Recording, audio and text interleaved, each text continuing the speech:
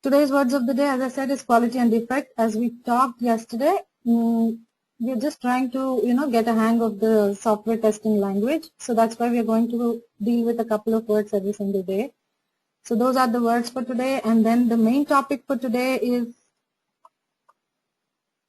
V model of software development. Yesterday we have seen the linear model. We have seen how there are different phases like initiate, design, define, and build, test, and deploy. Today we are going to see a more interesting model that is more testing intensive. That means that has its main focus on testing. V model is one of those models, so we will talk about that. And then the other topics that we are going to discuss, supporting topics if you would call them, are what is verification versus validation.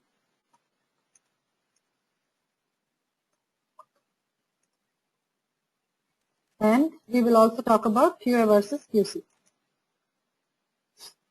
and anything else that comes up in the middle. So another thing I wanted to let you know before we get started is if you have a question related to the topic that I'm talking about, feel free to stop me right then and there and ask me the question. But if it is something that's a little unrelated, I would prefer that we hold the question until we get to the Q&A session and then we discuss about that.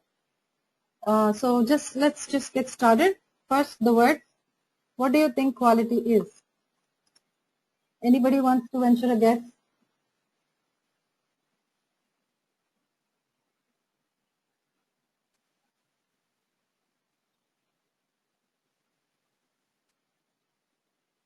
All right then. So instead of going and defining it right away, let me ask you a question. For example, you're trying to buy a laptop. What are the factors that will make you buy it? What would you expect it to have for you to make a decision to go ahead and buy it?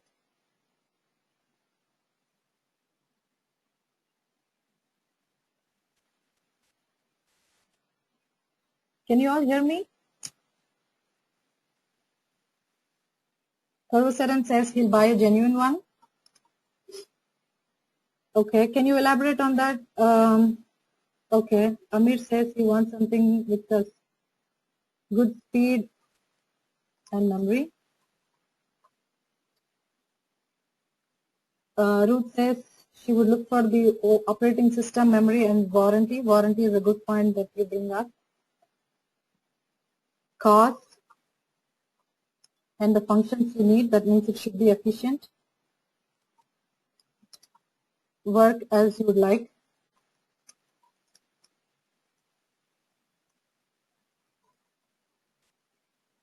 Brand and specifications.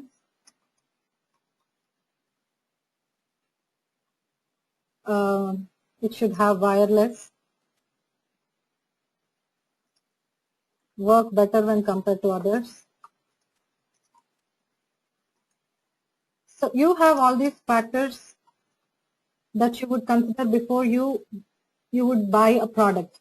That means a quality product means all these things to you. That means it should be genuine, it should have a good speed, it should have warranty, it should be cost efficient, it should work as you would like, all the specifications should be good. You would want to buy a product that is really good. And anytime any product is involved, there are three parties that play an active role in this. The client, that means the person whose brand it is, and then the producer, that is the people who make it, and then the consumer, the people who use it. The same is applicable to the quality world also, to the software world also. The client here is the business business area. The client is the business area who are requesting a software to be built. Examples are anything, Walmart.com or ICICIbank.com. It could be anybody. Anybody who is looking for a software to be built is the client. Producer is the software service provider. This could be any of the services company that will make the software. And then the consumer. This is nothing but the end user, the people who actually use it. So quality means different things to different people. For the business people, quality means something that is easy to build,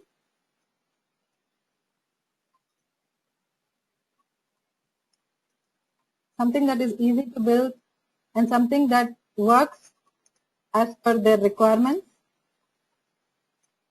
something that is also cost effective, because nobody wants to spend an insane amount of money and get a product which wouldn't return as much money as you spent on it. So something cost effective.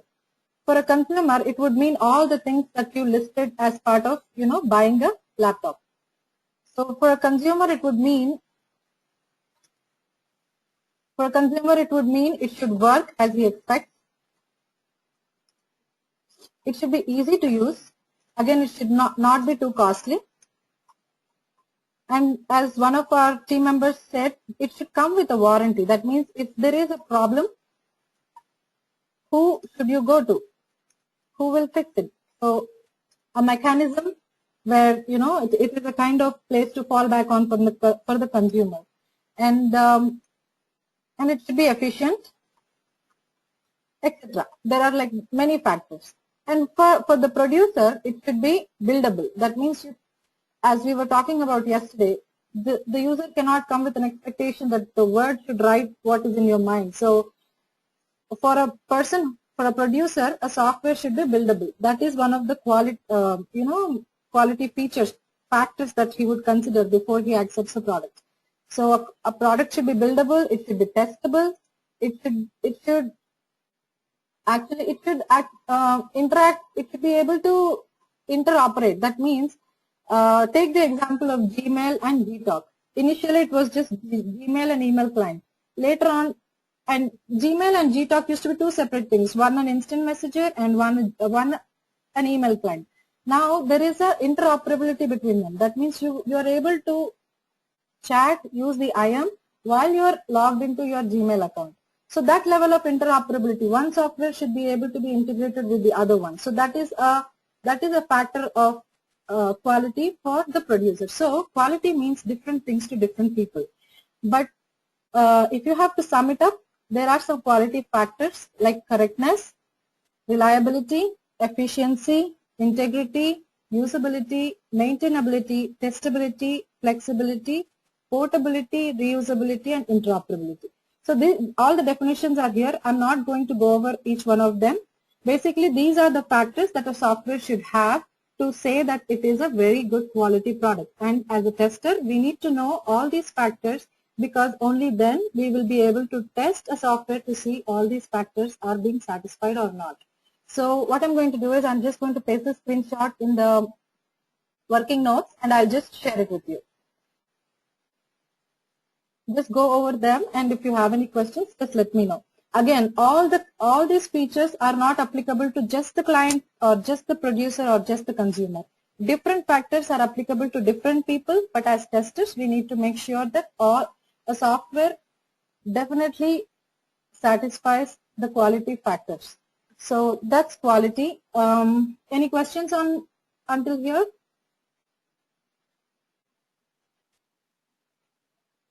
Okay, let me just continue. The next word that we are going to learn today is defect.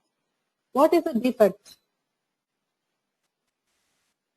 We are going to use this word very much because the primary job of a tester is to find a defect. Now, how do you define a defect? Anybody wants to try it? Roshan says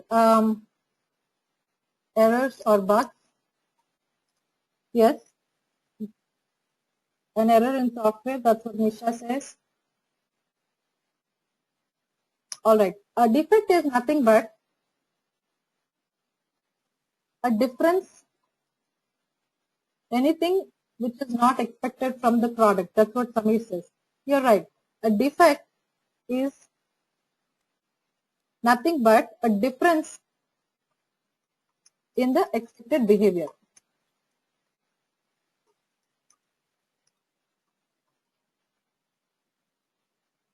Anything that is not working the way it is supposed to, that becomes a defect. And the defect is not only about a product. That means, for example, I'm trying to log in into Amazon.com. Say I'm a registered user in Amazon.com, and I'm trying to log in. I've given my username right and my password right, but I'm still not able to log in. In that case, it becomes a defect because I'm expected to, when I give my username and password right, I should be allowed to enter the site and use it. But if I'm not able to do that, that's a defect.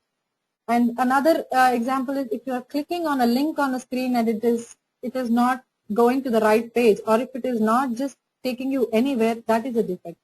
Any kind of anomaly, any kind of difference in the way a software is supposed to behave, any kind of deviation from that is called a defect.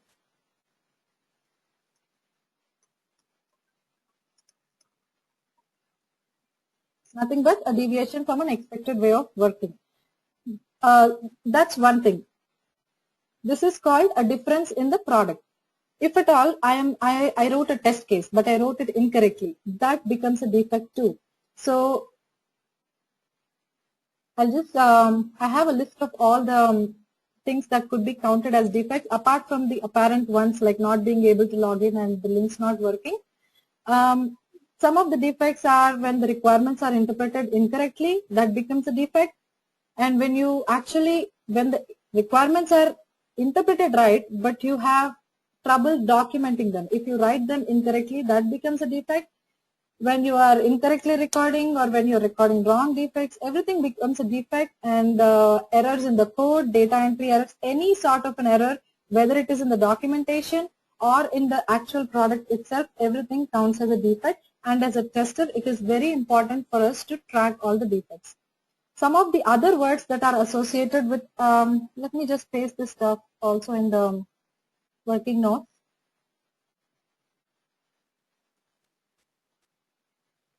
Also, some of the other words that are associated with defect are error, fault, and failure.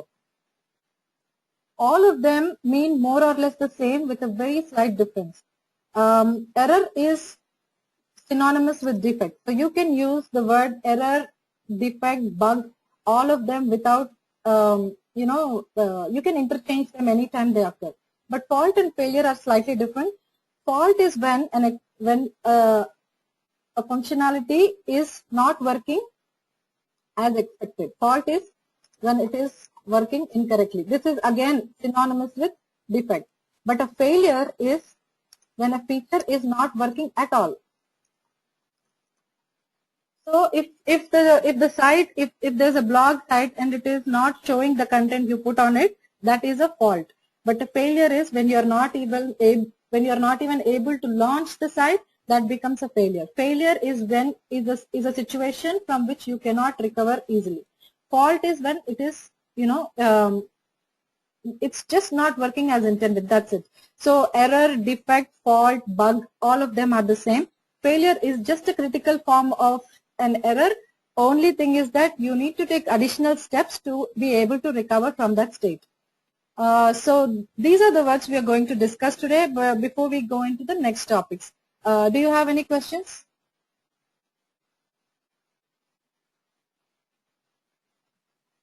Great.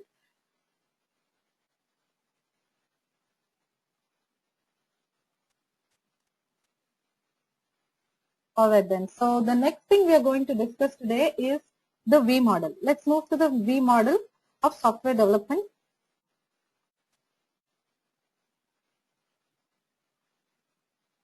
Just the way we have seen the linear model yesterday, a V model is a slightly different.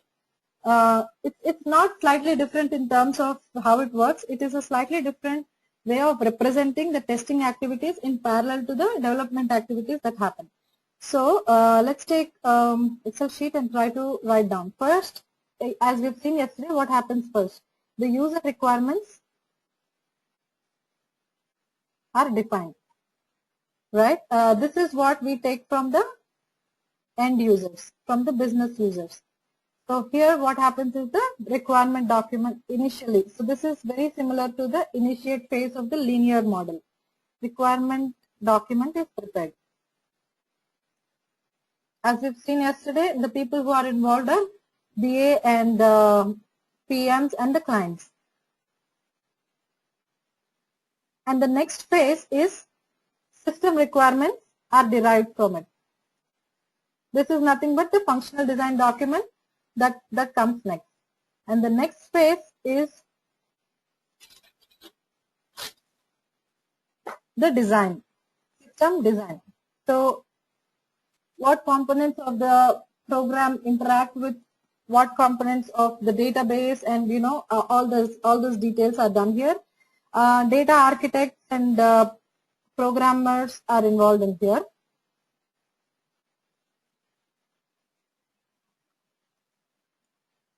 And the fourth stage is nothing but coding or writing the code. Programming, we will call it. The reason why I'm writing in this haphazard way is I want to show you something. The user requirements document becomes the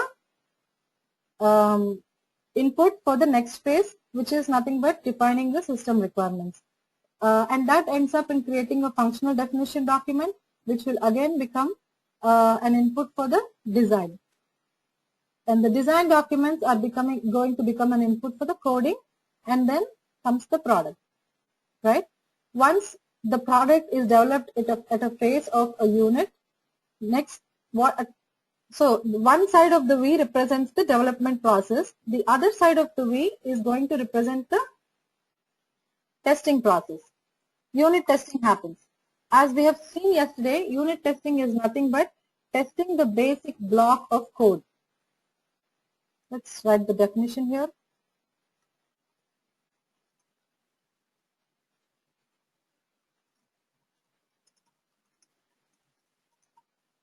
Testing the basic block of code. So once, Amit, there are not many significant differences. As I've said, this is very similar to the waterfall model, except that this model will represent the working is all the same. The way it works from one thing to the other is all the same. It is only slightly different in the sense that the representation of the testing activities is done in parallel to them. So this is more applicable to the testers. Is that clear? Unit Samir and Amir, anytime any of you have a question, just send it to everybody, not just to me, because that's one of the points our participants have raised and they want to see what questions are being asked. So, but anyways, I'll answer your question. Unit testing is actually done just by developers, because this involves testing the code, and as testers, we don't have much insight into the programming logic and the programming language itself.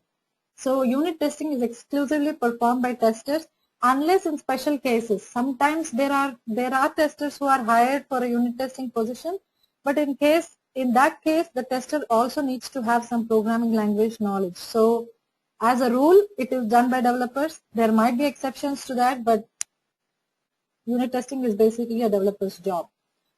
So once the unit testing is done, the next phase is integration testing. The blocks of code that have been created,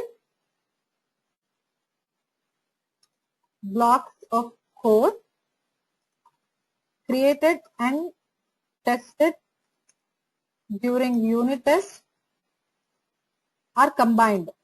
So each piece of code has to work in conjunction with the other one. So those blocks are combined in a logical way, and they are tested if they are working together or not. This again is done by the developers. Again, the general rule is developers. There might be exceptions to that. Only in that case, the tester really needs to have some additional knowledge of the programming things. So that's your integration testing. And the next stage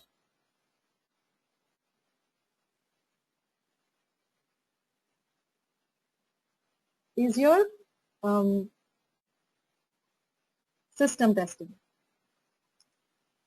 System testing is nothing but, system testing is done by the QA team.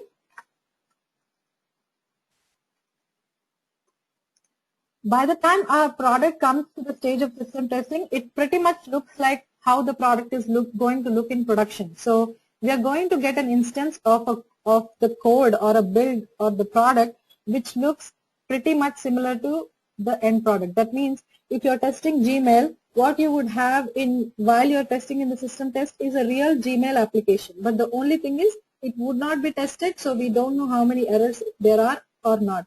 So system testing is what the user would see.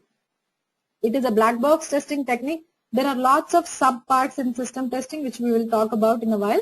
But system testing is basic. It's also called functional testing because you will be able to test the functionality of the application as opposed to you will be able to test the end-to-end flow. That means in Gmail you will be able to sign in, you will be able to check your emails, you will be able to compose the email, you will be able to send it, and you will be able to log out. So the whole end-to-end flow will be made available to you, and you will be testing it just the way you would be using it. So that is your system testing. After your system testing is done, it next moves to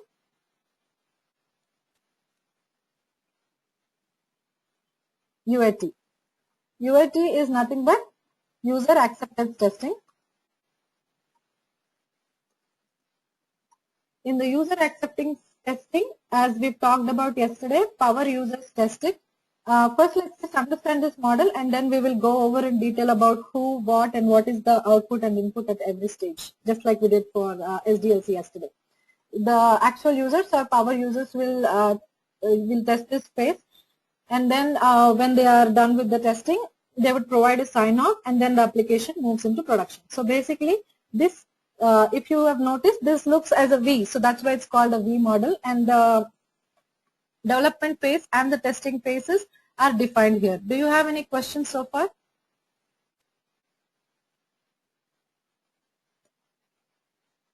Okay then. So this is the basic V model.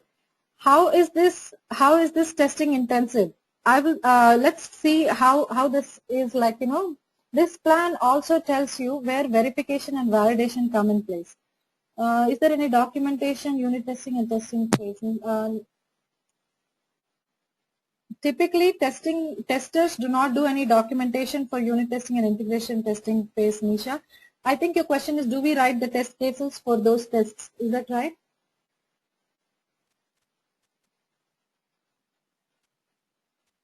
We do not prepare any unit test cases or any integration test cases. That is done by the developers. But while the unit test case and integration test case is testing is happening, we are going to work in parallel and come up with the test plans and everything. So we will talk about that in a bit. Okay. So another important thing to note here is there are two things in testing called verification and validation.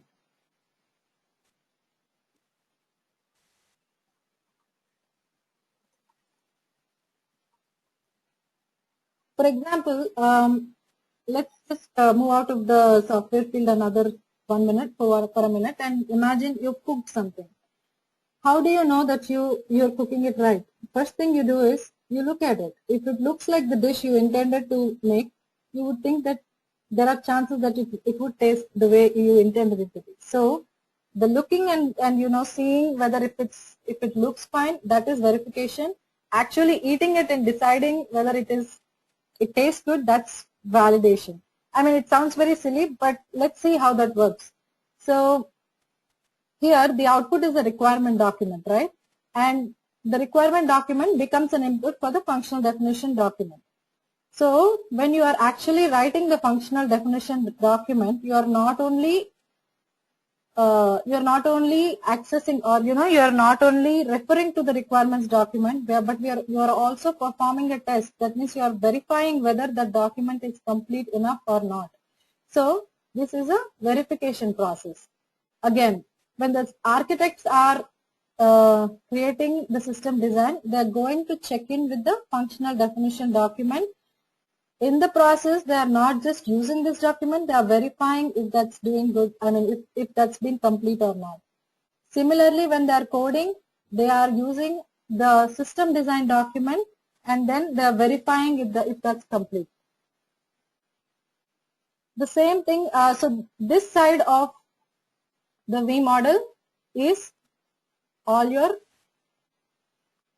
verification processes. So verification typically includes not testing the product, but looking at it and checking to see if there are any errors or not. The typical method is review. Verification is nothing but reviewing. It is also called static testing because you are really not, entering any data or anything. You are just like, overview. In an overview, you are checking if the documents are complete or not. We will, in a minute, we will go ahead and see how the reviews are done. But for now, this side of the V model is the verification side. But this side, for unit testing, if you just look through the code and review it, is that enough? No. You have to feed in some data. You have to check the output. So you have to really input some data, and you have to physically go and execute the code. Only then will you know if your code is working or not. So doing that is basically validation. So this side of your V model is validation technique. So unit testing is nothing but validating each and every part of your code. Again, the same applies with integration testing. In integration testing, what you're doing is you are integrating one or two parts, giving the right data, executing the code, and seeing if it's working fine or not. System testing, UAT, everything, all of these are validation techniques because you are physically performing the action that the code is supposed to perform. And another important aspect in the V model is for unit testing, they get their inputs from they get their input from the code that is developed in the coding phase. That means the code that is developed in the coding phase is used by the unit testers. So this becomes the input. So the code becomes the input for the unit testing. Similarly, for an integration testing, if you just combine any two blocks, that's not enough. You have to combine the right blocks. How do you know if you're combining the right blocks? All the information is available in the data architecture. What blocks have to work in conjunction with which block, and how do they result in the, so let's take an example. If you are combining checking mail before you log in, that doesn't make sense. First you have to log in and then only you will be able to check your emails. But if you do the integration in the reverse, if you are making the checking email module come first, that's going to fail. So where is this information contained? So which module should go first, which module should go next? That information is contained in the system design document. So integration testing is nothing but validating the application against what is in the system design document. System testing is nothing but validating it against the functional definition document. Because as we've seen yesterday, in the functional definition document itself, there are use cases and the way the system is supposed to perform. So this is being validated against the FDD. And the user acceptance document. Actually, the end user does not care how you have translated or what data design you have used inside. They really don't care about all that. All they care about is the software performing the way they expect it to. So that is what they're going to check. So the user acceptance testing is based on the user requirements document. So if you see in this model, there are a lot of details integrated in it, though it looks very simple. So first thing is you will understand all the phases, like how the design follows. First is user requirements are defined, then the system requirements are defined, then the architecture or the design is decided, then the coding happens. Once the coding happens and there is a finished product, unit test, finished product in the sense not the entire product, a part of the product, the unit of the product is ready, it is unit tested, then after a couple of units are done, they are integrated, and then they are tested, it moves on to the system testing, and then eventually to the UAT. In the meantime, this system also has an inbuilt verification or static testing techniques into it. The system requirement phase will take the input as the requirement document from the previous session, and it performs the verification to see if it's complete or not. And the design document takes the input from its previous step, which is system requirement definition, the FDD, and then it verifies it and then moves on to the next step.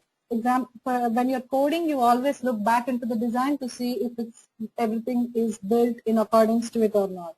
In other words, you are verifying plus creating. So the verification and validation are inbuilt into it.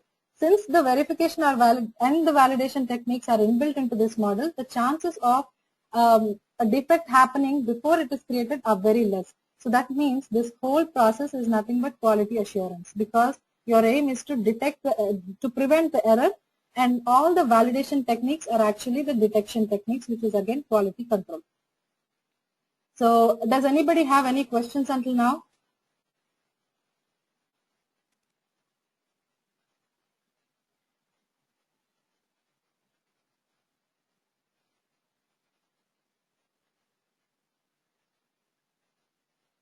Okay, I'm just going to paste that and then clear the screen.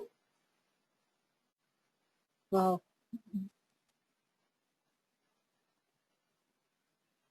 I think that will do.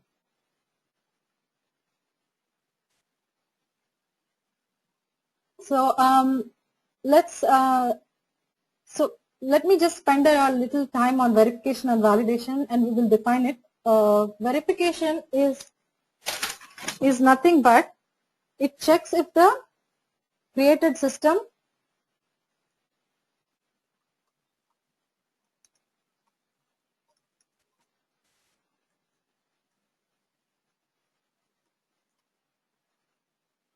this could be the software, hardware, or the documentation, anything.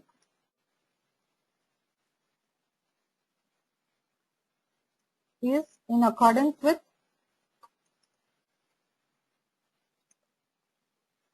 the company's standards or not. So typically involves reviews. And the main aim of verification is, did we build the right system? As I was telling you, it is based on it is basically a check to see if we are building the right system. I mean, as per the requirements. It does not test it. If the requirements are adhered to or not is not tested yet. But are we even trying to do that is something that verification aims at. And validation is physically ensuring that the system operates according to the plan. So the question that we are trying to answer here is, did we build the system right? There's a subtle difference, but testing basically involves these two all the time. So it's important to know which activity falls under verification and which falls under the validation. So here what you do is you execute the function based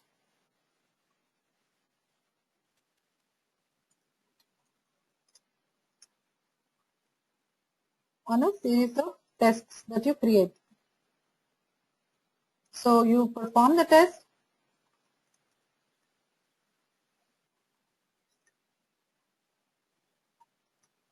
and you observe the result. And that's how you decide if it's working the way it is expected to or not.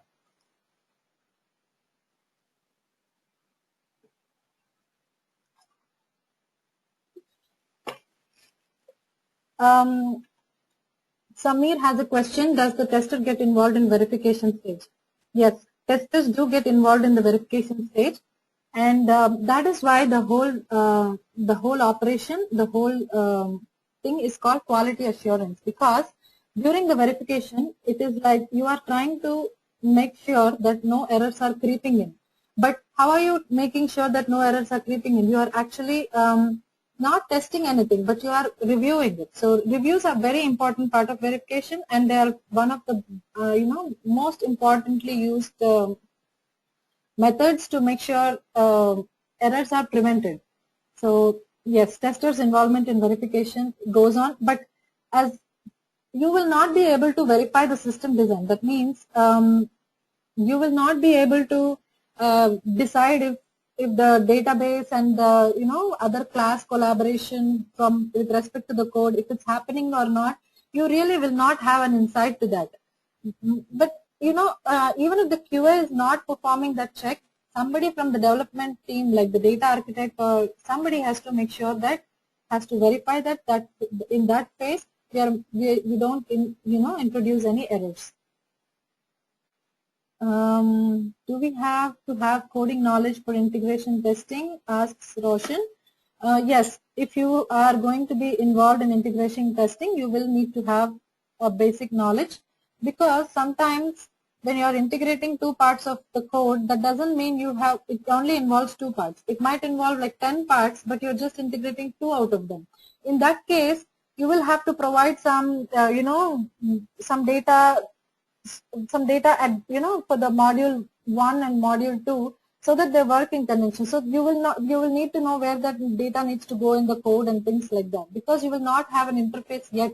It is not a completed system. So if a tester has to get involved in integration testing, they will definitely need to have the coding knowledge. Samir, we will have only read access. Is that a question? So are you saying that a tester will only have read access for the code?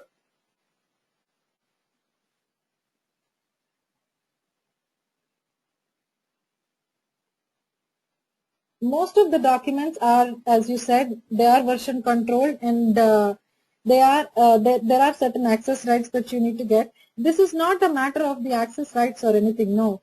See, even if you have access, you don't have the liberty to make changes that you don't know about. So there are some things that as testers we don't know. We really don't know how a database should be designed for maximum efficiency. We really don't know how a code should be designed, where functions have to be written. We really don't have that knowledge. So it is not the matter of access, but it's actually a question of how much knowledge we have and we don't.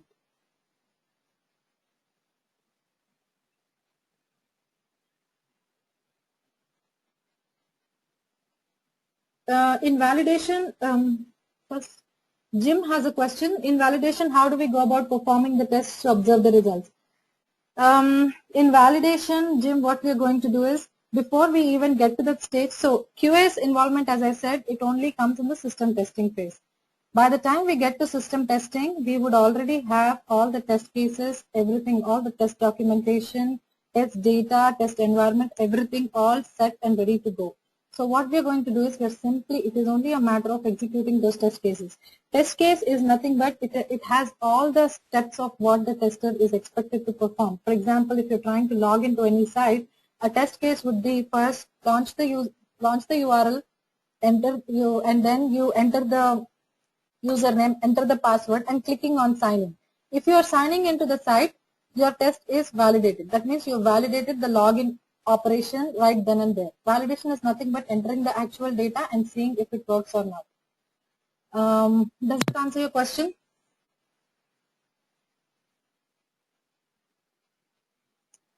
Okay. Rasika has a question. How will get involved in each phase? What will be our work? Can you show us a sample? Yes, Nisha, we will look at that practically. Yeah. So we will be able to, really work on all these things once we get to the test case phase. But you know what I'm going to do today? We'll take one of the assignments that you guys have submitted to me, and then we will write the test scenarios, and we will see how it works, because we have actually pretty much covered the topic that we have allotted for today. What we can do is, we will just define the testing phases and the inputs, outputs, and who is involved. And then we will take yesterday's example of Gmail, and we wrote the requirements as part of as an assignment. We'll take that assignment and we will go with the next steps, and that way we'll have a clear understanding of what to do. Cool. So is that all the questions?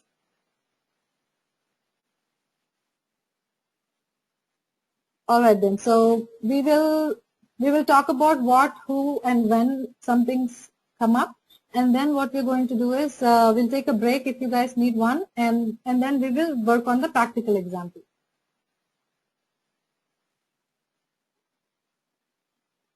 Okay. Unit testing. So we'll try to answer the questions like who does it, who is involved, when does this happen, what are the inputs, and what are the outputs. And we'll also talk about what does the QA team do while this is happening. Unit test is, we have talked about it, it is done by the developers. So what do you need for you to get started? You need the code or basic blocks of code.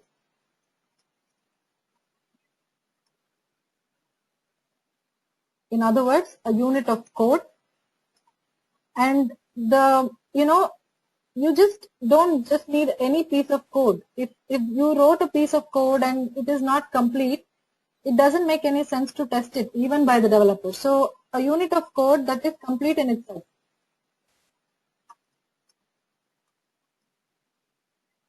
When does this happen?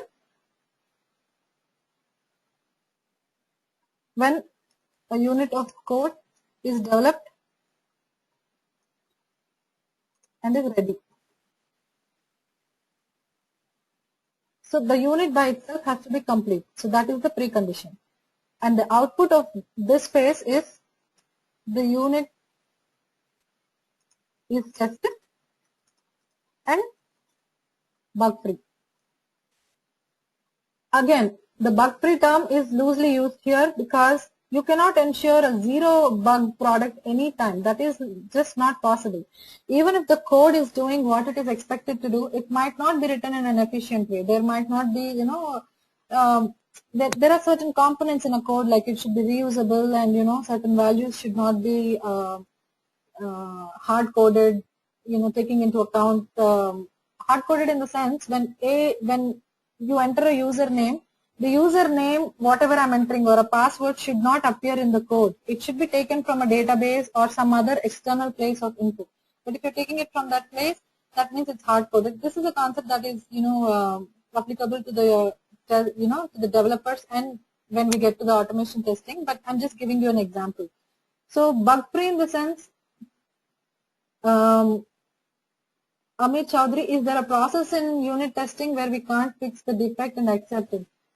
Yes, ideally it should not be the case, but sometimes you just cannot, it just doesn't happen. A perfect code is a myth. It doesn't happen. So, but as a tester, we don't need to concern ourselves with it as long as the end functionality is happening fine. For example, if you can achieve a result in 2 lines, but then a developer is using 10 lines, it is none of our business because we are actually interested in whether the output is coming as per the business and the system requirement. So if that is satisfied, we have nothing to do. So we don't care about how the unit testing is done. That is the, maximizing the process and, making sure the effective code is put out there is the job of a developer. But the output of the unit testing phase, coming back to this, is a unit of code that is tested and is bug free to an extent that it can be. What does the QA team do at this point? The QA team is involved in other preparations, like we make test plans, we make we come up with test case templates,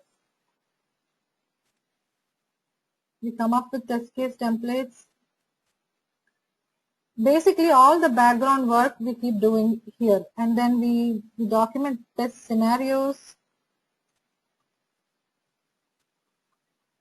and then we document test cases, we gather test data. So this has nothing to do with the unit testing that's going on. This is a parallel process that happens in the QA team. So that's the first thing. Next thing is So what does this involve? Let's keep another column. What does this involve? This basically involves checking the code or programming logic. So another thing is unit testing is also so okay, let's leave that later, but we'll move on to integration testing.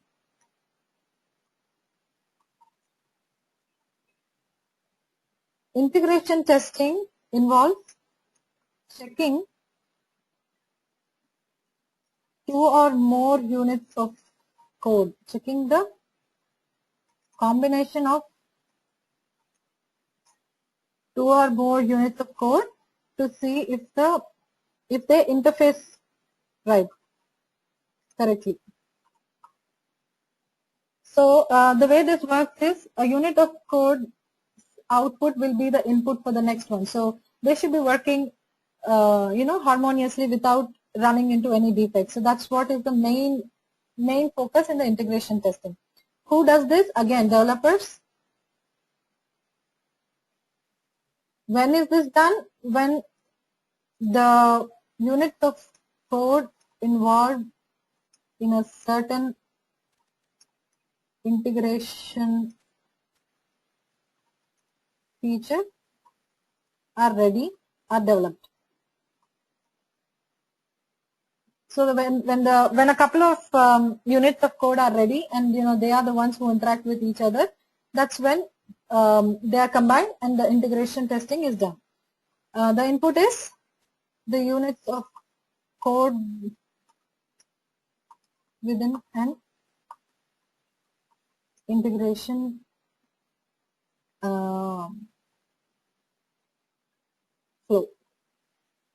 and the output is the integrated code. So now the integrated code becomes one unit again. So here we are actually putting together two or three pieces of the unit and making it the same. And what does the QA team do? The QA team is still continuing these activities. We are still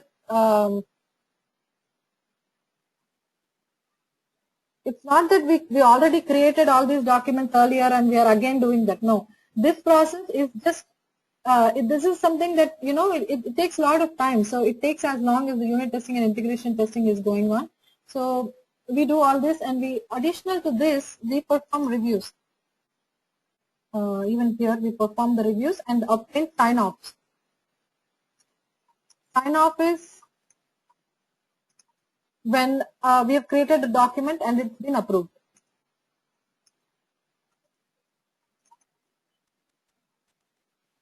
And who does the approvals? Lot of people, the business analysts, the project managers, and sometimes the end users, because they are the ones who need to decide if the direction of testing is going right or not. So all these people provide the sign-offs for the documents that we create.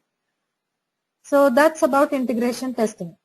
So the unit testing and integration testing, since they involve testing of the code, these are white box testing methods.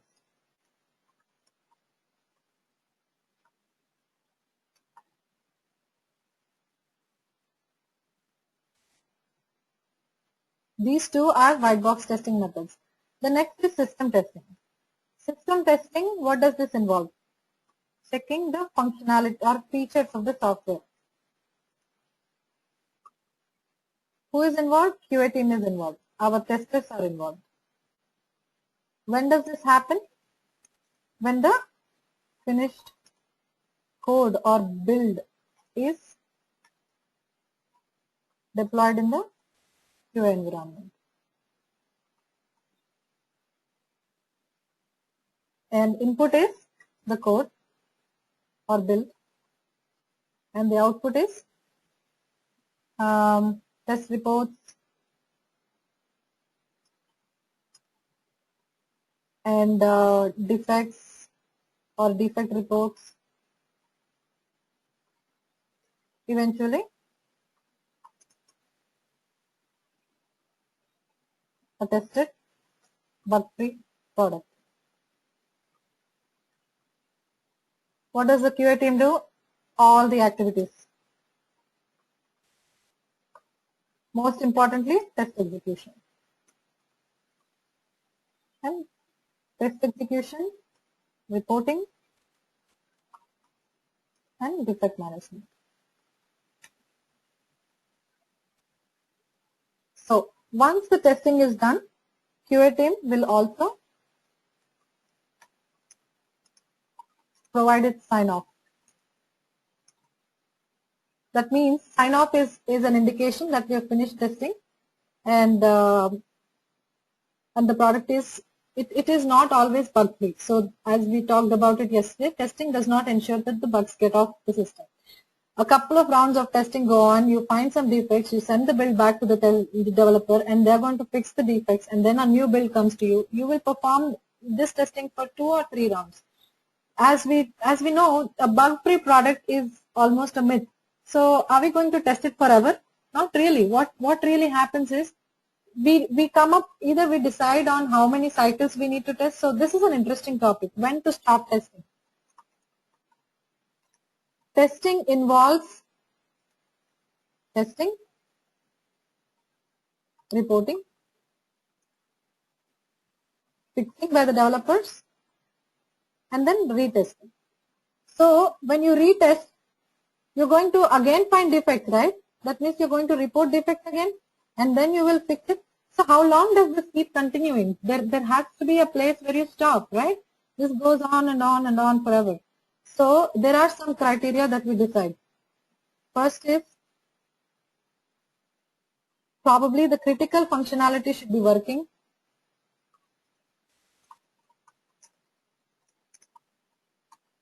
Or you decide on a number of cycles. Like, for example, you decided that there should be 3 test cycles. That means you're going to test, send the defect, again get a new build, test again, send the defects, again get a new build. So you want to repeat this process for 3 times, because testing also takes time, effort, people, money.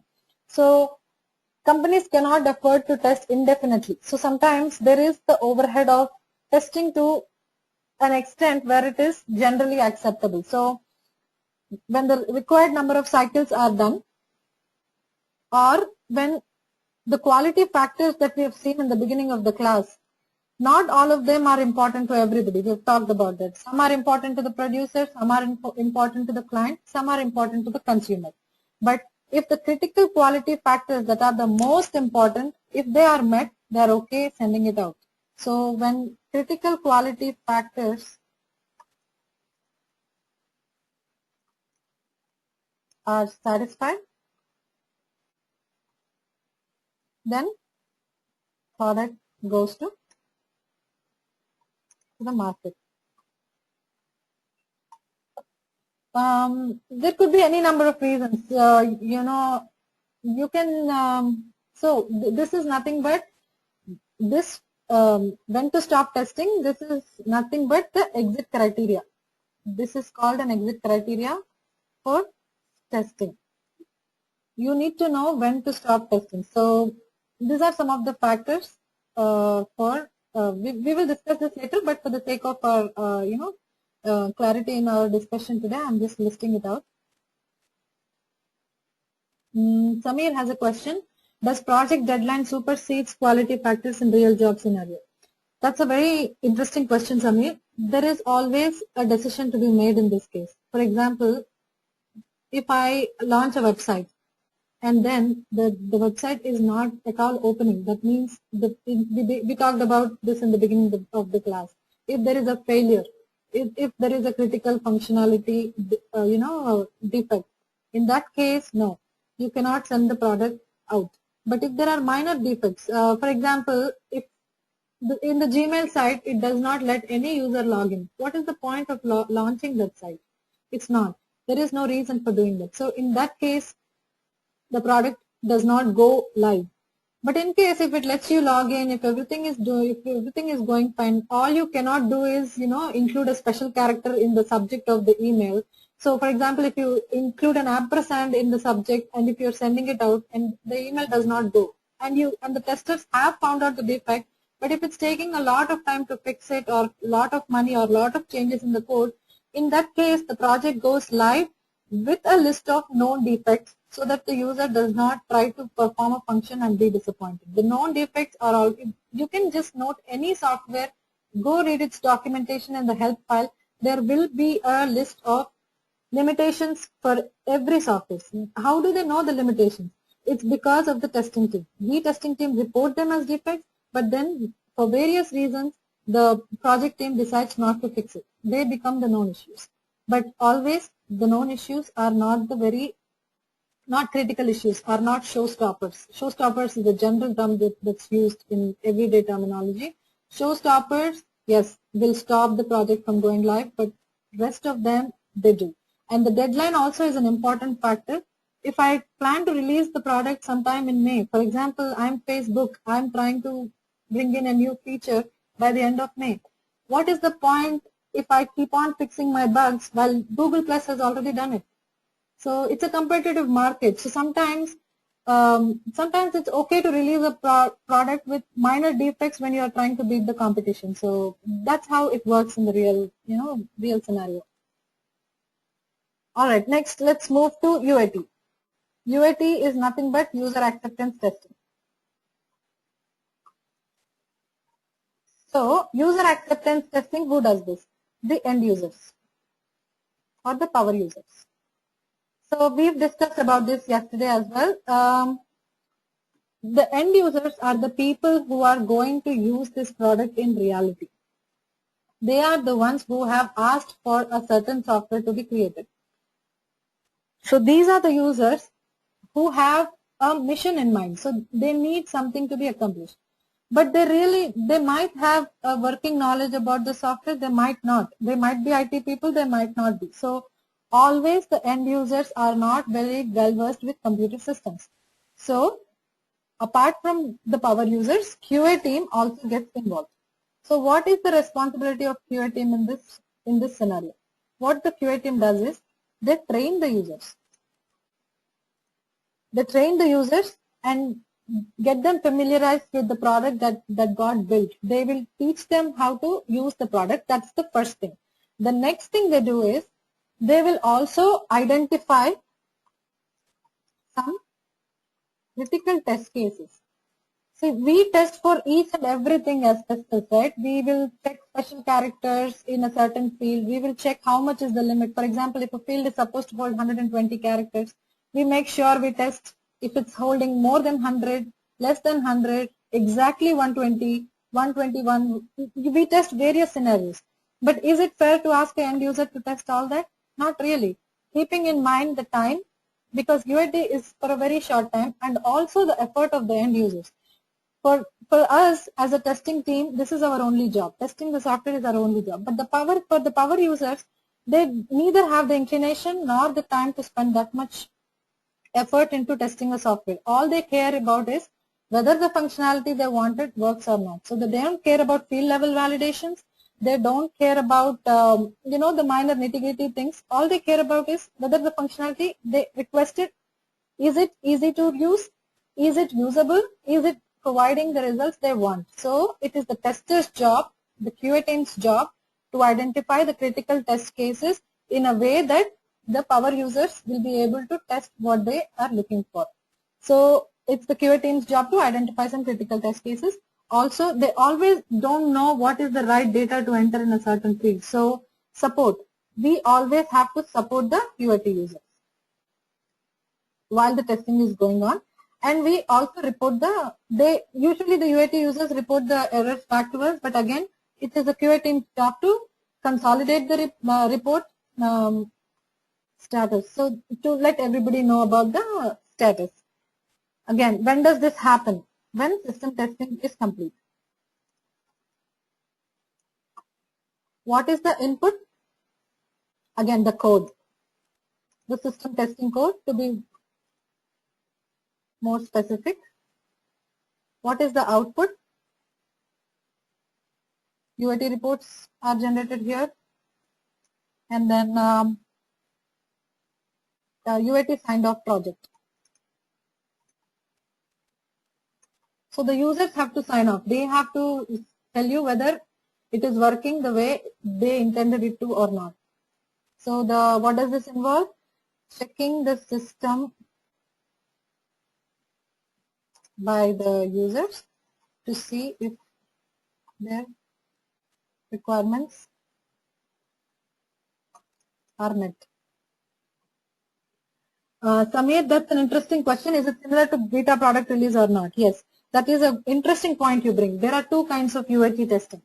One is alpha UAT, and the other one is beta. Alpha UAT, before we move this, let me tell you something. These two are black box testing techniques. I will explain what that means. So unit testing, so let's again put another column here and let's talk about the environments.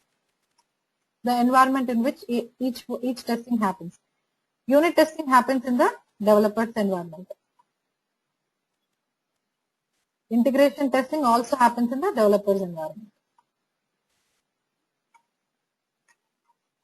System testing happens in the QA environment.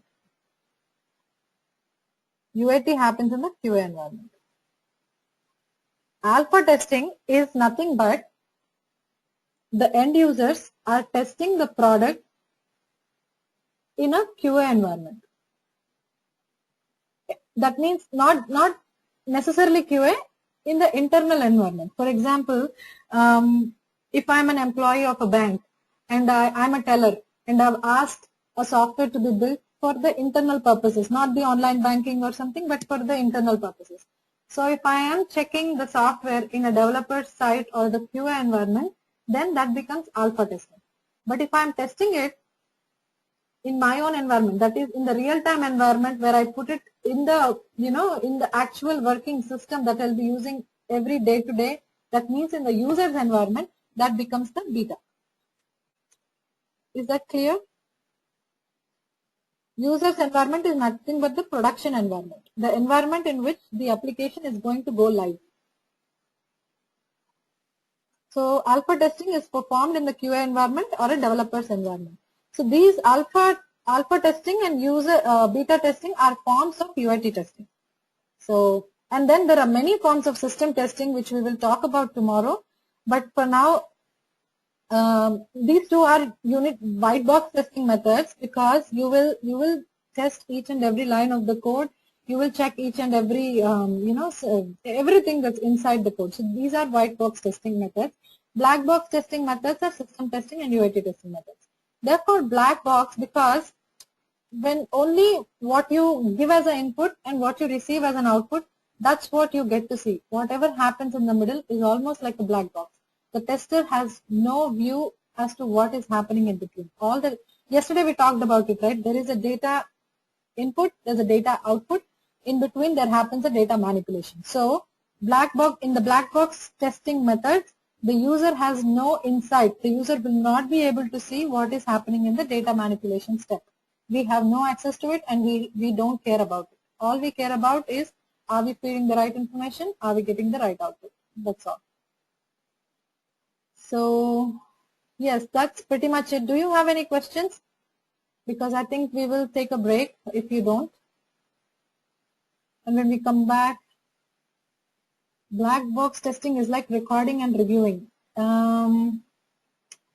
Black box testing is actually not reviewing, Samir. It's actually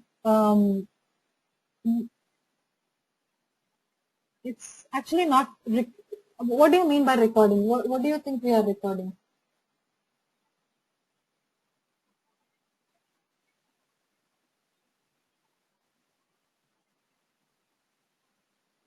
So there's no recording involved? Yes. Yes. Samir says it's like an airplane in the.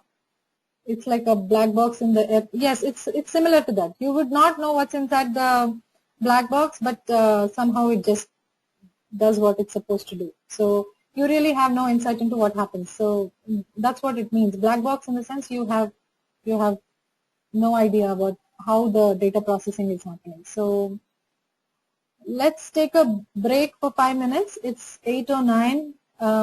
So I'll meet you back in 5. I'm going to pause the screen. I'll be back.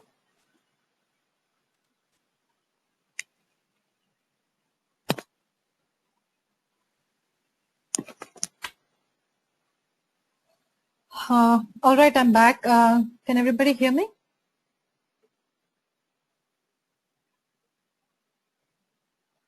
Okay. So, any questions before we move on? All right. I'm going to save this, and just like yesterday, I'm going to email you the link of today's session and all the running notes that we've made today. So the next thing I want to discuss is we have yesterday's assignment was all about writing the requirements. I'm going to show some of the requirements that some of our team members have written. This is a no offense. I'm not trying to be critical of what you've done. For a start, everybody did great, but we will try to, because since it's such a varied collection of requirements, I want to go over each one of them because there are some very interesting insights that you can get when you look at these. For example, I will open Karusaran's assignment. First of all, good job. And so you have actually listed all the operations that it does. So, but then when you are creating a requirement, steps like this, enter the last name, that does not form part of the requirement. The requirements are more like, but there's nothing wrong. There is no right way or wrong way to do this because requirements are all about what the system is supposed to do. So your requirement, the way you can rephrase this is, I'm going to just take a different color so that it is easier. There should be an option or edit box or a place to enter the last name of the user. That is how it should be worded. The intent is not wrong, but the way it has to be worded is different. That is all. But then there is no right or wrong way again. So that's how you need to make sure that you actually write your requirements in the right way. Or another way to say this is because the last name is a mandatory value you need to create a user account. So you can say that the username or user last name should be mandatory while creating a new account. So this is how you need to word a requirement. Again, when you word a requirement like this also becomes a test scenario. So the corresponding test scenario in this case is, test scenarios are, again, to recap, one-line definitions of what a particular test is supposed to achieve. You need to validate if the username field is mandatory for creating a new account. This becomes a test scenario. So this is nothing but the requirement that you found in the requirements document. The corresponding test scenario would become validated the user name field is mandatory for creating an account. The steps that you need to follow to make sure the intent of the test scenario is met or not, that becomes a test case. Test case is nothing but the steps, detailed steps. It can be as detailed as it can be. The more the details, the better it is. So that's one thing. Another interesting that I noticed is in the password box, use at least 8 characters. Don't use a password from other site or something too obvious, your pet name. Is this something that you can impose on the user?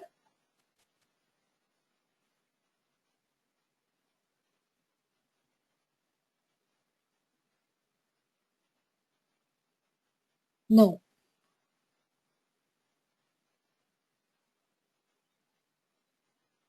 There is no way you can tell the user how they need to create an account. So this is a requirement. So this might be a requirement for the site. This is actually a suggestion that you are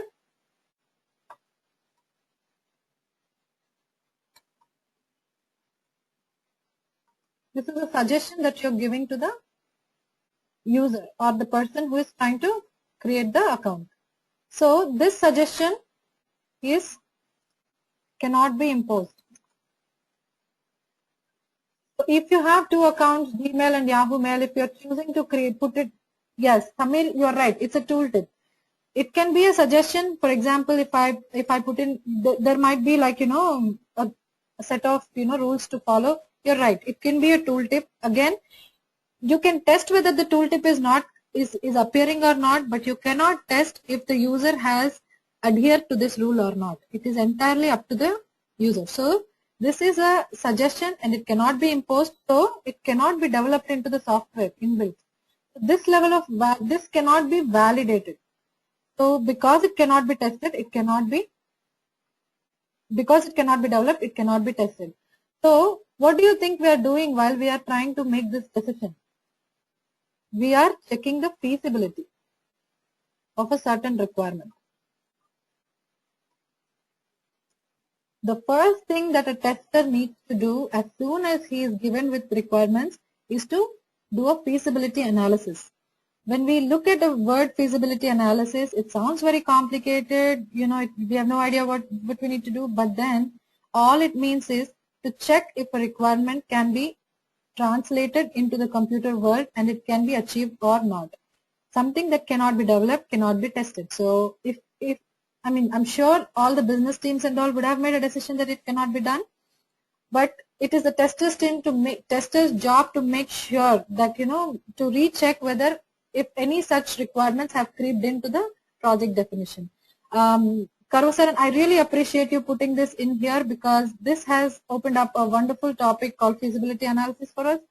So this is the first step in a tester's job. As soon as you get a requirement, you have to do a feasibility analysis. Next, all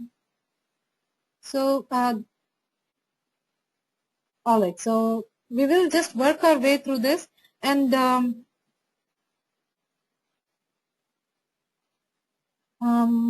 I think it's Roshan.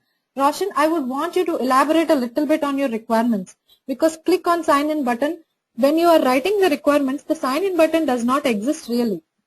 I'm not sure if Roshan is, Roshan is there. So the thing I'm trying to tell you is the sign in button does not exist really.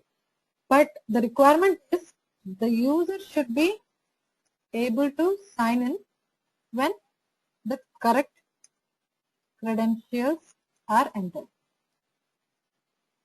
This is your requirement. The test scenario is, and first of all, before we write the test scenario, what do we do? The feasibility analysis. This definitely can be translated, which means it can be developed and then it can be tested. So the test scenario should be validate if the user is logged in successfully when he enters the right username and password. Is this clear? Does this make sense? Great. So anybody has any other questions about how to come up with a test scenario and how to word your requirements? Of course, the job of defining the requirements is not a tester's, but the thing is, we need to follow certain standards when we are, working in this a testing team, because, or an IT team basically. Okay. Apart from a test, apart from this line in a test scenario, every test scenario should have a. Samit, the question is this created before actual login web page development? Yes. All the requirements are actually created before the website. Since we are already seeing the Gmail website, it looks like we are doing it backward, but that's not the case. Any problem precedes the solution. So the problem here is to make the user have a username, password, and be able to log in. So in that case, the solution, which is the website, does not really exist. Cool. So for a tester, what's important is we all make test scenario documents. So let's write a test template for a test scenario document. So this will be your assignment for today. I'm going to create a template. I'm going to show you how a test scenario template is developed. Again, all the templates are very, very loosely structured. That means you can always make changes in it as it fits you. But then once a template is being agreed on your team, and you have decided to use it going forward for all your test scenarios, if at all a change has to be made, it needs to be approved by everybody in the team. So the drafts can be whichever way you like, but then once the format is finalized, make sure you follow it, and make sure everybody follows it in the team. And if there is a change, get a common agreement, go for a common consensus, and depending on how many people want the change and if the change is really necessary, then only the templates have to be changed. Again, the templates are not universal. Every team has their own template depending on their need and depending on the convenience and depending on the team's willingness to use something. Because lot of testers, in my experience, I've seen they don't like documentation. This might be something that some of you also might identify with. We don't like to write things. So, but then as a tester, it is very, very important. Documentation is like inbuilt into this profession. So, and I find it that documentation actually helps. It really, establishes it. For one thing, it shows the effort of a test team. Another thing, once you create the documentation, everything else follows very, very smoothly. It's like how imagine driving a car on a road with no rules. It's the same thing with testing. You always need to have a template. You always need to have a methodology that you're following going forward. So let's start with the test case scenario document, and let's see what fields we need to have. First thing is test scenario ID. Every test scenario is nothing but a requirement, a test requirement, a requirement from the testing team side end that we are going to achieve. So everything needs to have an ID. How do you decide on an ID? Do you just go with 1 and 2 and 3? Sometimes this method is not effective. Usually there is a naming convention that is agreed by everybody. If my product name is Gmail, I would start with something like this. And if I'm testing the login, I would do a name and then probably a serial number, something like this. So again, this is a rule that needs to be agreed by all the people concerned, all the people involved in the project. So come up with a name. Make sure that it conveys what it really refers to.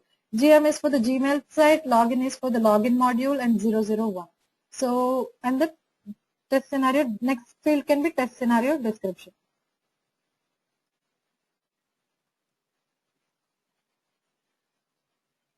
So as we've written here, validate if the user is logged in successfully when he enters the right name and password.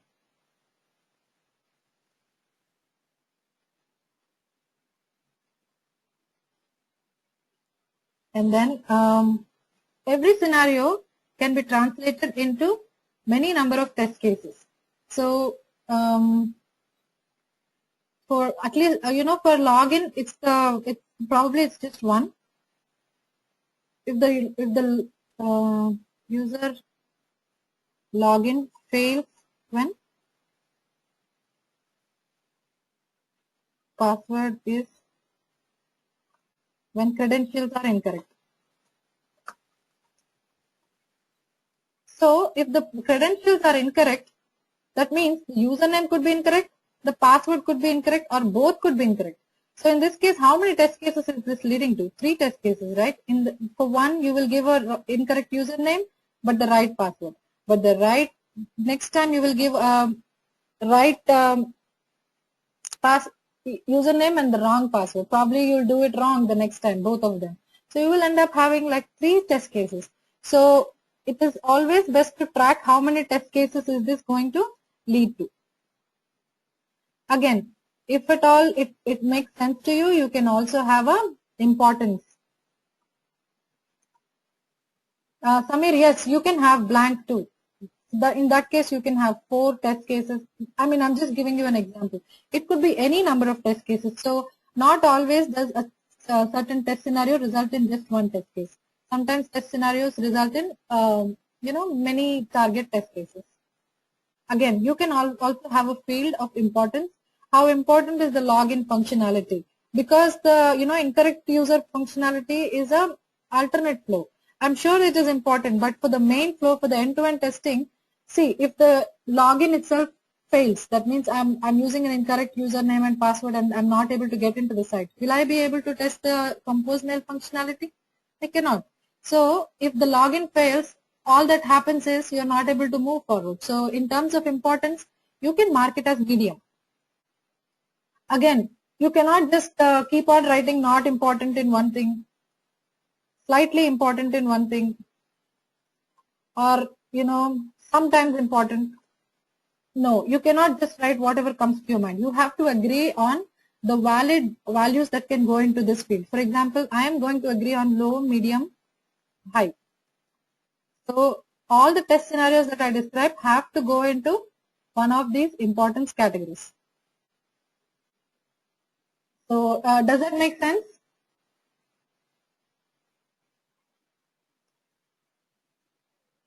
Okay. This is, I would say, medium high. So you will have to, so before you start distributing this template and using it, you will have to let everybody know what you mean by low importance, high importance, or medium importance. Low importance means something like a typo error. If you're looking for making sure if all the fields have no typing errors on the web page, it is something like a low important requirement. Does not disrupt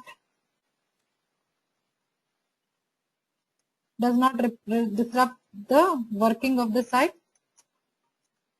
and that kind of problems are cosmetic, because all they affect is the look and feel, sometimes a slightly incorrect spelling or grammatically wrong sentence, that sort of stuff. The read-only stuff on the page, even if it is wrong, it's no big deal. It does not cause any major disruption of the working. That sort of requirements, you can call them low. The medium ones are requirements when not met will not result in complete dysfunction. No, I'm just loosely defining it. Depending on the relevance in your own project, you can define it in whichever way you like. Sometimes you can have 5 states of importance. Sometimes you can have just 2, medium and low. Sometimes you can just have important and not important. It all depends on what the entire team is comfortable with. High is a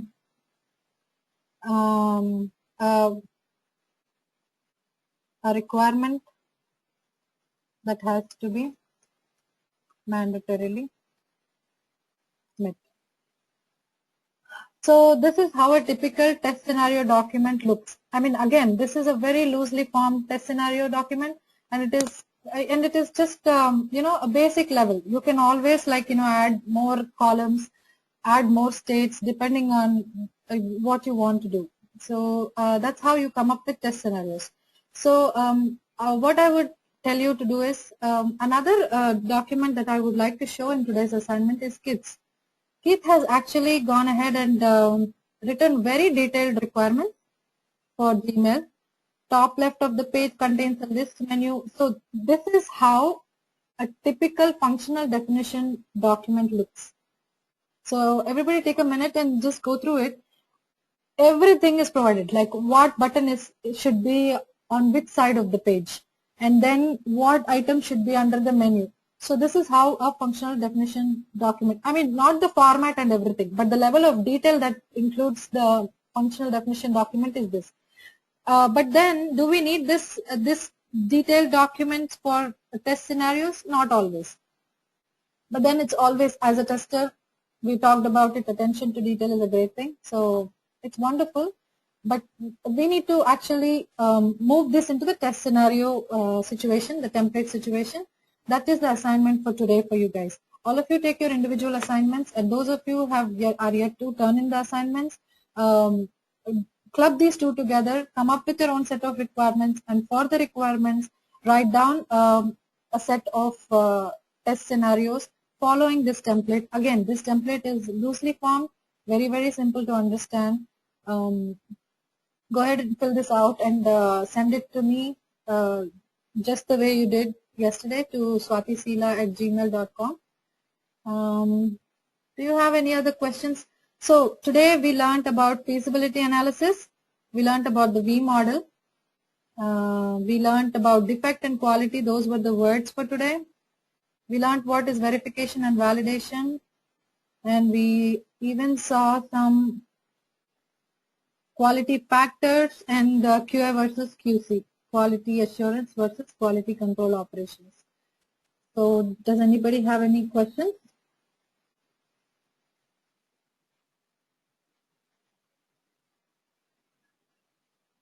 Great. So I'm going to hang around for another 10 minutes in case you have any questions.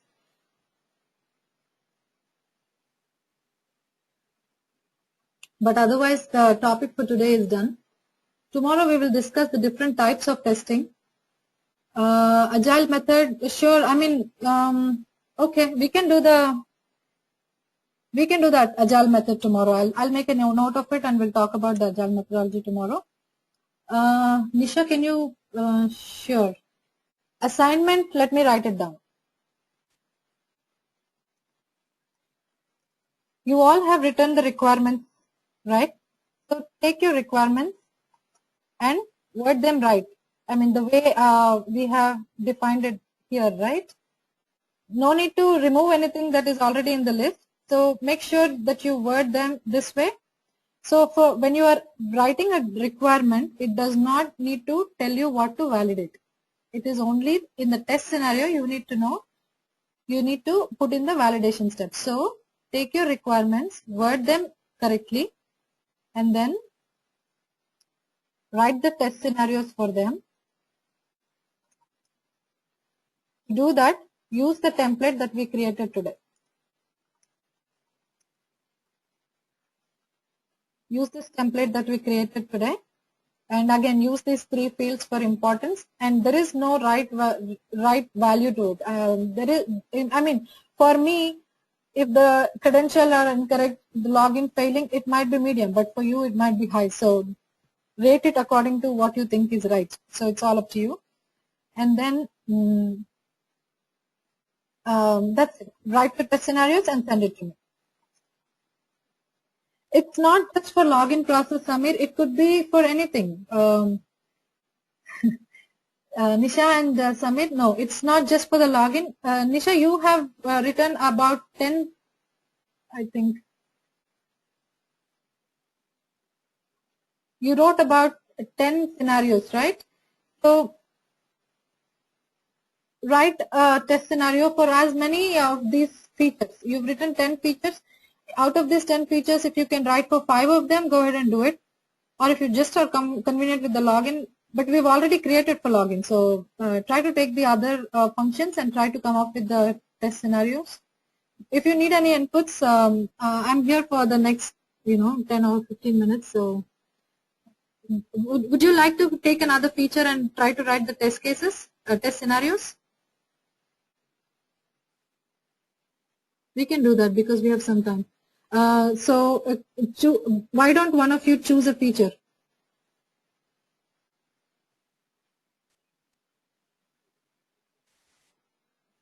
All right. We are talking about the compose email. So for the compose email, I'm going to do the same thing, GM, because it is also a email functionality. And then I'm going to use COM for compose. And then start at 1. So what should the compose email do? Let's just write it down. Compose email, validate if the user is able to write in the space provided for the email. So first and foremost thing is you should be able to write in it. Correct? So this is a medium priority requirement. Then validate if the user is able to send an email without the subject field.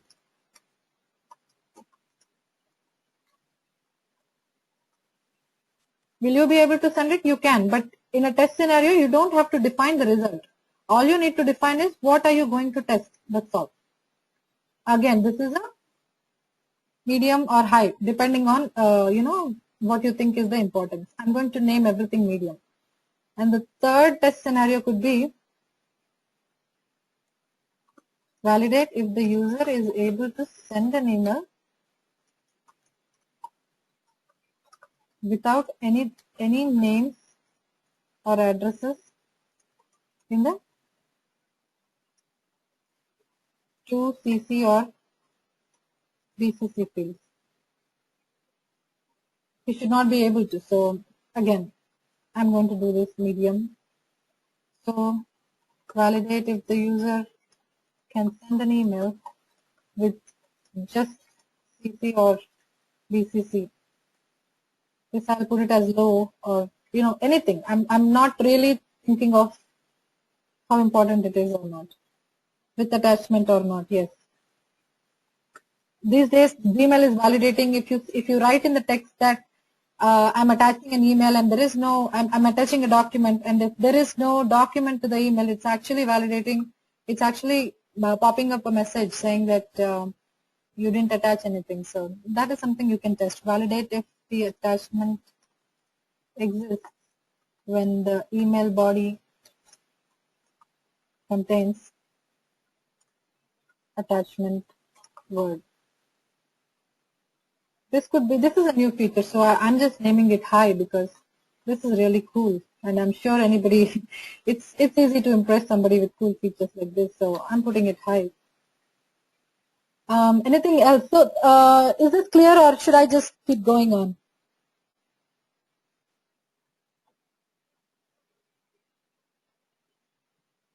How to check if the receiver receives the email when confirmation is displayed? For testing in a test environment, what you can do is you can set up two email accounts, two test email accounts, and just send from one to another and check it. But in the real world, you will not be able to perform the check. What you can do is you can just wait and see if there is no delivery failure message, and that is your confirmation that the email is sent. As I said, not all requirements are testable, only some are, but most of them that can be developed can be tested. It's all about how you set it up, and it's all about what kind of test data you use.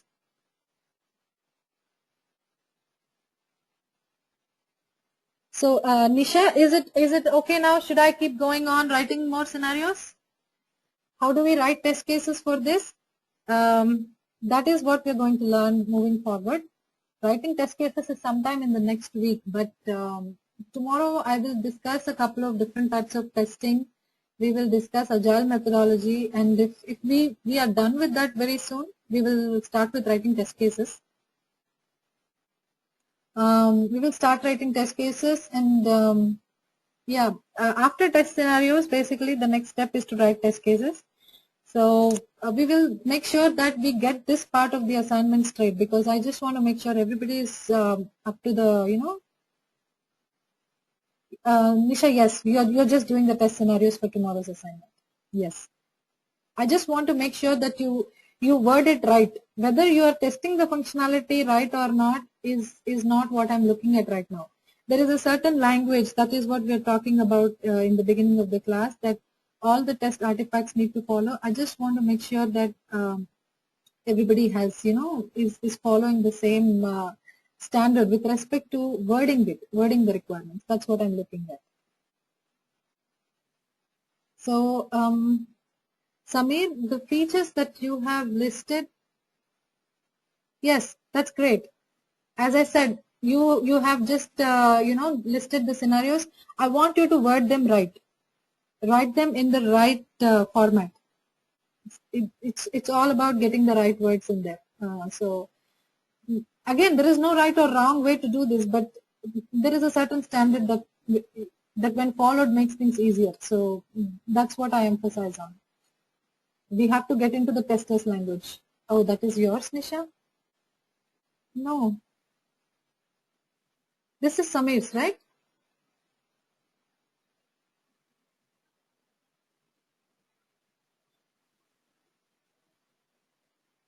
Do company follow tired and tested? Karosaran, it's all right if you went offline. I understand sometimes there are issues. Do company follow tired and tested templates? I didn't get that. Do you mean that? I didn't get that. Can you please come again? I'm sorry.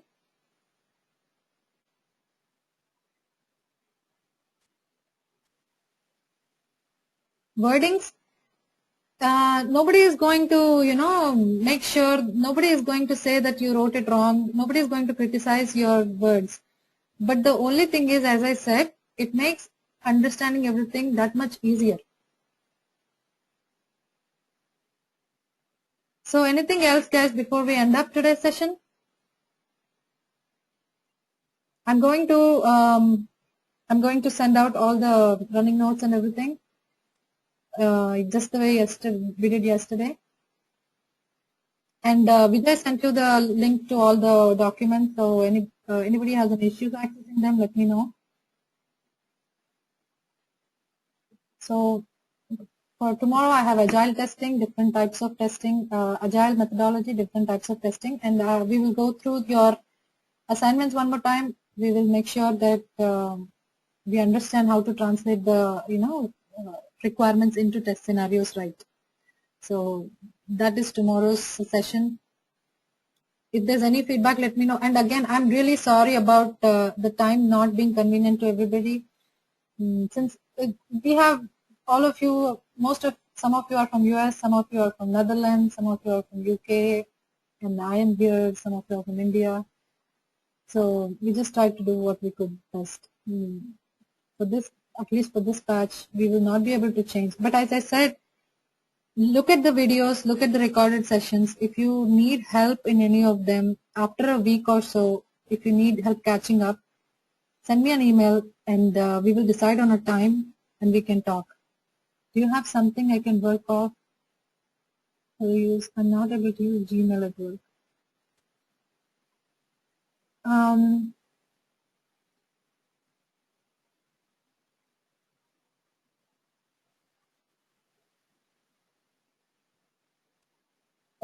Ruth, you can use anything basically. If you prefer writing test scenarios on any other site, feel free to do so. You don't really have to use Gmail. I'm only saying Gmail because it is something that all of us use on a daily basis.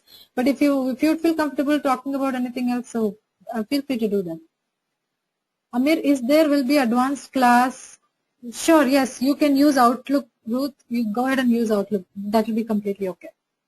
And Amir, is there an advanced class after this class? What kind of advanced topics are you looking for?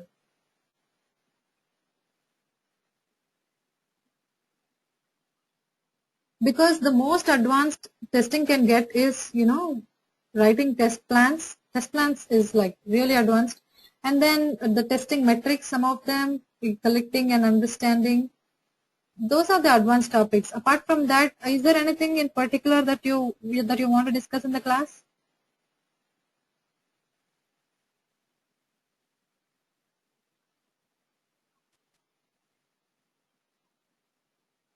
Oh, okay.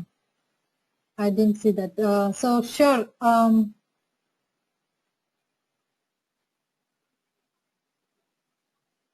Jim, using Hotmail is fine. You can write test cases about Hotmail too. After this batch, there is a plan on starting the QTP, but the details of that are not yet very clear. So in case we are doing that, we will definitely let you know. Rasika, I sent out the video recording for the class yesterday in my email. Did everybody receive it?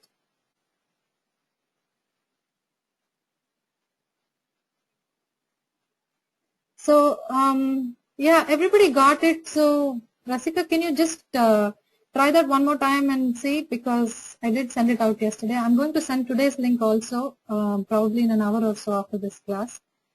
And Amir, QC in depth, sure, we'll plan for a class in QC.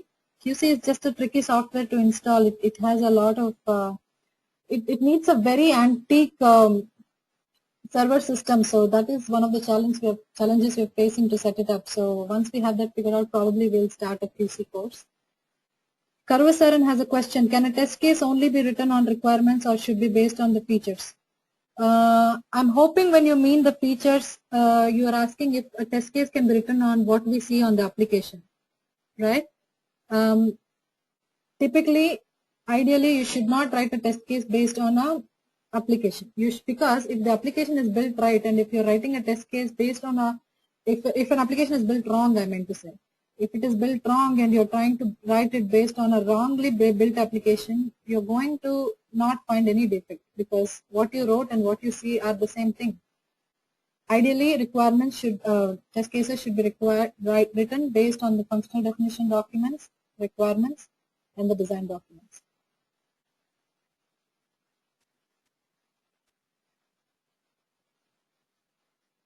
Nisha, SQL is an important part of job descriptions these days. True, I agree. But the point is, SQL is, as you know, it's a query language to retrieve results from a database. Most of the time, so for the testers who are involved in the back-end testing, sometimes, so the thing what happens is, when you enter some data on a web page, somewhere it gets stored, right? And sometimes it's the part of the QA team to check that, if it is getting stored in the right tables or not. For that, you need a basic SQL level knowledge. It is not very difficult.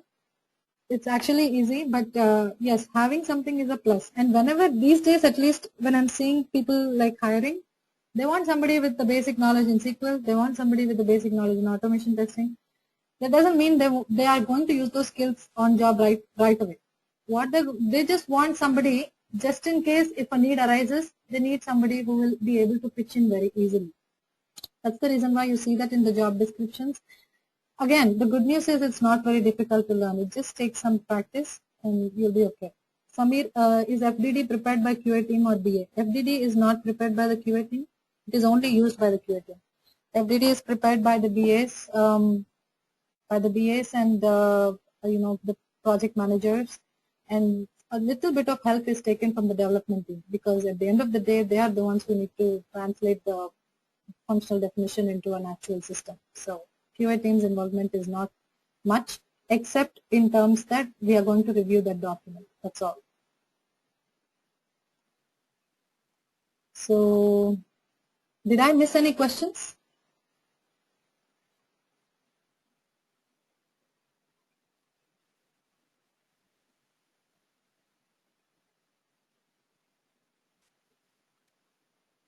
Okay, then if there's nothing, cool. If there's nothing else, then I would sign off for now. So you guys have a good morning, good evening, and everything in between, and we'll see you tomorrow in class. Thank you, guys.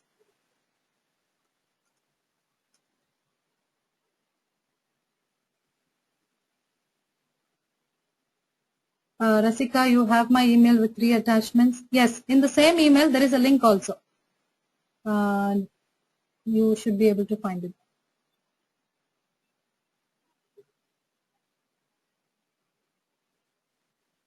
Why don't you double check one more time about the link, and I'll send you today's link, and if you don't have it, let me know. I'll send you the yesterday's link. All right?